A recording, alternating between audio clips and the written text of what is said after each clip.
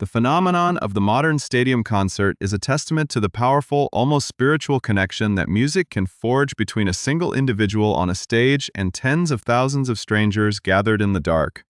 In the contemporary cultural landscape, attending a live performance by a beloved artist has transformed from a simple evening of entertainment into a monumental shared ritual. Fans will spend months anticipating a single night, investing significant financial resources, traveling across entire time zones, and waiting in grueling lines for hours on end just to secure a prized position close to the barricade.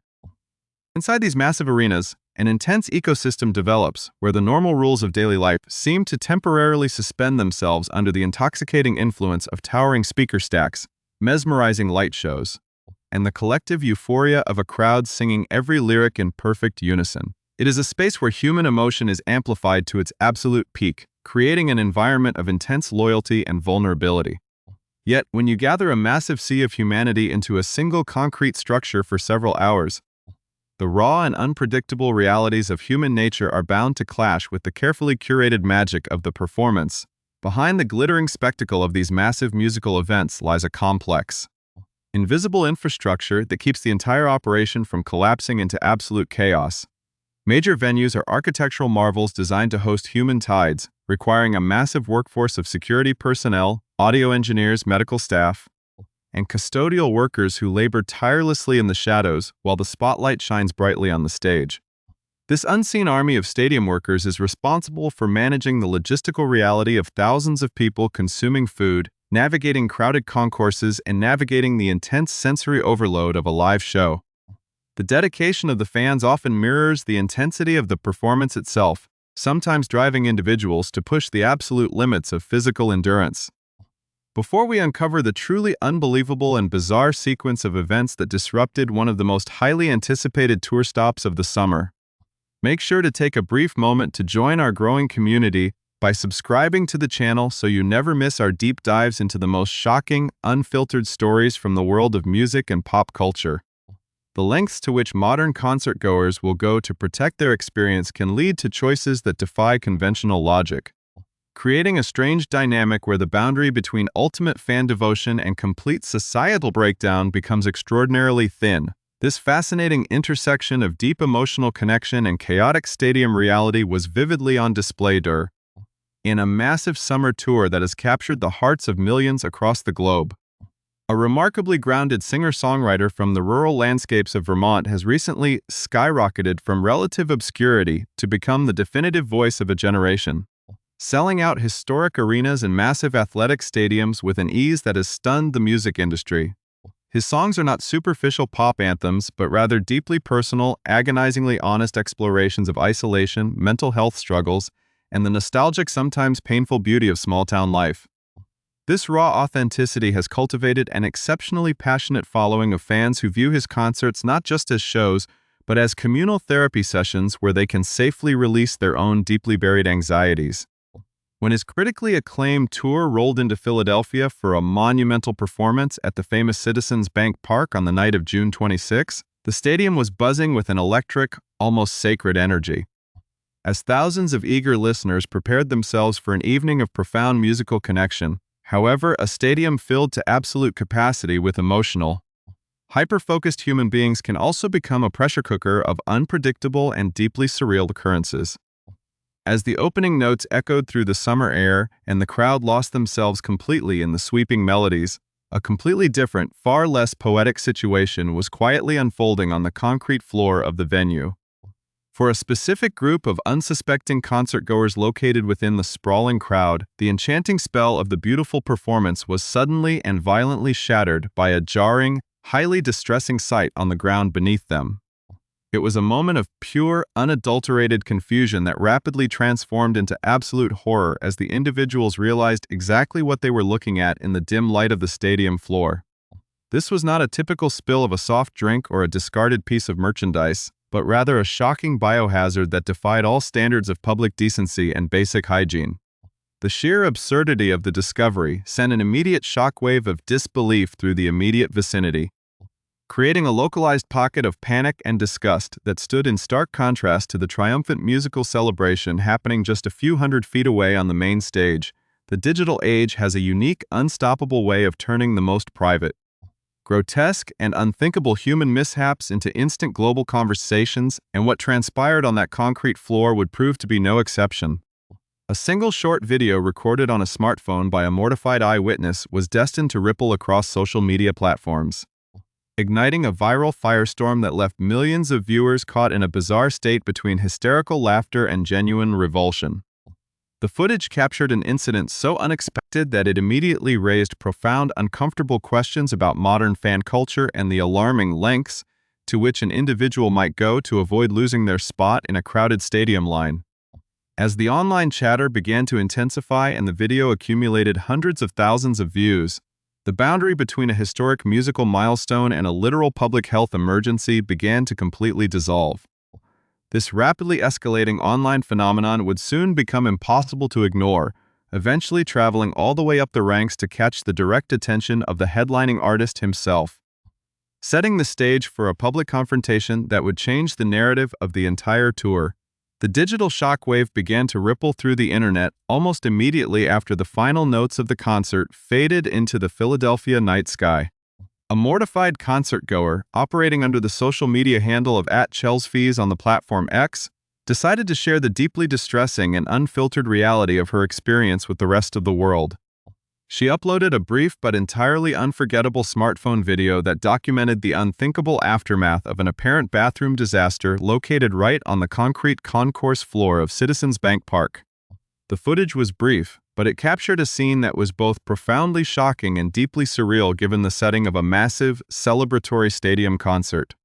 In the video, the camera panned downward to reveal a highly suspicious, dark brown substance smeared across the floor in a high-traffic area where thousands of fans had been standing and dancing just moments prior. The audio of the clip perfectly captured the pure, unadulterated horror of the situation as an eyewitness shouted in an expletive-laden, completely mortified fashion, screaming in absolute disbelief at the sight before her. The caption accompanying the viral post read with a heavy dose of dark irony, stating that she had literally been defecated on while trying to see the performer last night. Adding a hashtag that referenced one of the artist's own bittersweet musical themes about holding on to one's soul amidst the chaos of life, the internet responded to the footage with a mixture of collective gasps, absolute disgust, and endless waves of dark comedic commentary. As the view count on the video began to skyrocket into the hundreds of thousands, a massive online debate ignited regarding what could possibly drive a human being to commit such an egregious violation of basic public hygiene and social decorum. A significant portion of the online community immediately theorized that this was the tragic, direct result of an hyper-obsessed fan refusing to give up their hard-earned position near the front of the stage. In the modern era of general admission concert camping, where fans will wait in line for over 12 hours to stand at the very front row, leaving your spot for even a 5-minute bathroom break can mean losing your place entirely to a ruthless crowd. The working theory among many horrified commentators was that someone had experienced a sudden, severe gastrointestinal emergency and had chosen to simply relieve themselves right where they stood, rather than forfeit their view of the Grammy-nominated superstar. This alarming possibility raised a mirror to the sometimes unhealthy and extreme lengths of modern stan culture, where the obsession with witnessing a live musical moment can apparently override the most basic instincts of human dignity and societal norms. The story quickly grew far too massive to remain confined to the corner of fan forums and viral social media feeds, eventually catching the attention of major international media outlets. Journalists from publications like the Daily Mail rushed to investigate the bizarre stadium incident, actively reaching out to the venue representatives, the original poster of the video, and the singer-songwriter's personal management team for official statements regarding the alleged biohazard. While the administrative machinery behind the concert tour scrambled to process the public relations absurdity of the situation, the headlining artist himself, Kahan, decided to address the matter with his characteristic unfiltered honesty. Known for his deeply personal and often self-deprecating presence on social media, the 29-year-old musician from Vermont refused to ignore the elephant in the room. Taking to his official X account, Kahan issued a direct public plea to his massive fanbase, injecting a perfect blend of modern internet humor and genuine, empathetic concern for the invisible workers who keep the live music industry running. In a post that quickly went just as viral as the initial video, Kahan pleaded with his audience, writing that if anyone absolutely has to use the restroom during one of his massive shows, they need to just go to the bathroom. He balanced the scolding with a characteristic dose of self-deprecation, jokingly admitting that he had probably messed his own pants just as much as the next 29-year-old guy out there. However, he quickly steered the conversation toward a much more sobering and grounded perspective, urging his followers to remember the human element behind the scenes. He pointed out that fans need to understand there is an actual living venue worker out there who is going to be left with a 1,000-yard stare after being forced to clean up that specific kind of mess on the floor. With that single, widely shared statement, Kahan shifted the spotlight away from the gross-out humor of the internet and placed it squarely on the hard-working, underappreciated custodial staff who are left to deal with the absolute worst consequences of reckless public behavior. The story took an even more bizarre and highly candid turn just a few minutes later when Kahan decided to follow up his initial with an astonishing admission of his own personal history. Proving that he is an artist who truly lives in the trenches of his work, he posted a follow-up message explaining that this specific kind of biological dilemma was something he actually had direct first-hand experience with. He shockingly revealed to his millions of followers that he had actually defecated on himself while performing live on stage during a past concert in Charlottesville. He justified the onstage mishap in a hilariously defiant manner, stating that it happened simply because he is entirely dedicated to his musical craft. This remarkably raw and vulnerable admission immediately endeared him even further to his audience, completely neutralizing the potential awkwardness of the topic by placing himself right alongside his fans in the realm of embarrassing human mistakes. The dual nature of his response perfectly encapsulated why Noah Kahan has become such a massive cultural force. He is capable of addressing a repulsive, chaotic situation with a level of humility, humor, and empathy that few other global superstars could ever pull off. As the digital laughter continued to echo across the internet, the logistical reality of the rest of the tour began to loom large in the minds of both the artist and his management. Every single remaining date on his massive summer stadium tour was entirely sold out, meaning that tens of thousands of people would continue to pack into massive concrete arenas night after night for the foreseeable future. The public plea made by Kahan was not just a reaction to a singular gross incident in Philadelphia, but an urgent attempt to establish a firm boundary and avert any future bathroom emergencies at his upcoming shows. The hope was that by using his massive platform to highlight the emotional toll stadion's janitors, he could convince his hyper-dedicated fans to prioritize basic human decency over their desire to stay glued to the front of the stage. The incident served as a stark reminder that as live music events continue to grow into massive, high-stakes spectacles, the necessity of maintaining basic shared respect between the performer, the audience, and the working-class staff who maintain the venues becomes more critical than ever before. To truly understand how a bizarre stadium mishap could transform into a massive international news story, one must look closely at the remarkable artistic journey of the man at the center of the stadium stage. Noah Kahan is far from an overnight commercial sensation manufactured by a major record label. Rather, he is a deeply introspective singer-songwriter from the rural, isolated landscapes of Vermont who spent years honing his specific musical craft. He first captured widespread public attention with the hauntingly beautiful track titled Hurt Somebody, but it was his monumental breakthrough anthem, Stick Season, that catapulted him into the stratosphere of global music royalty.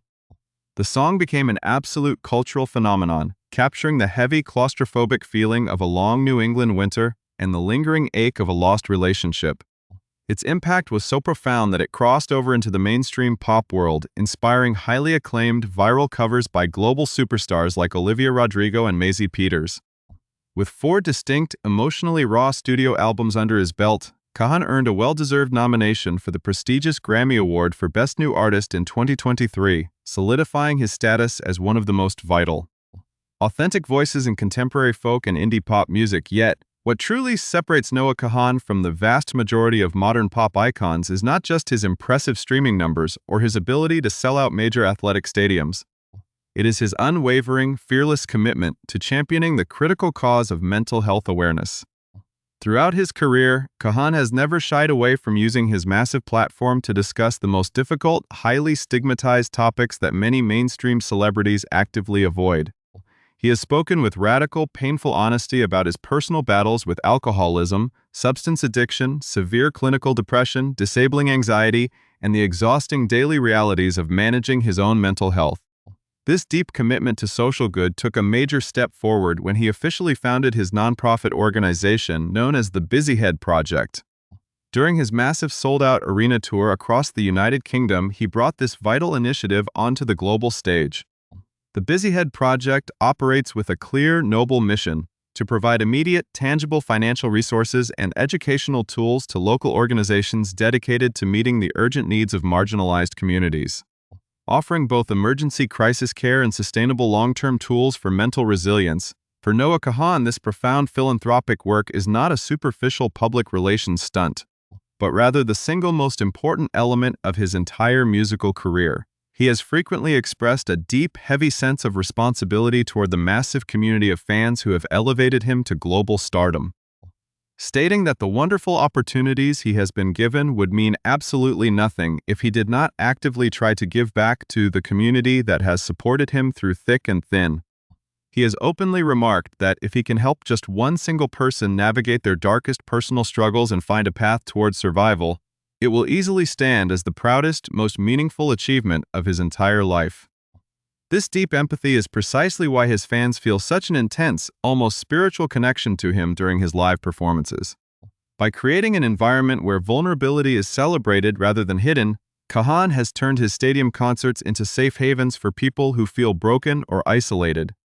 This unique dynamic explains why a sudden, chaotic incident on a concrete floor was handled not with corporate silence or clinical detachment, but with the raw,